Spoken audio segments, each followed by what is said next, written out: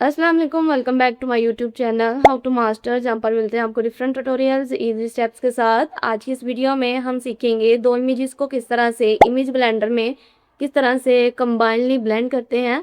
तो बहुत सी सिंपल सी तकनीक है जिनको हम यूज़ करेंगे।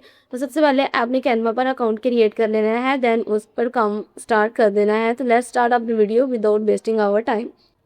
सो यहाँ पर मैं कैनवा को ओपन कर लेती हूँ कुछ इस तरह से। तो कैनवा को मैंने ओपन कर लिया है। देन इमेज जो हम वाले बटन पर मैंने सिंपली क्लिक करना है। देन यहाँ पर आपको एरो दिख रहा होगा, मोर सी ऑल पर क्लिक कर देना है आपने।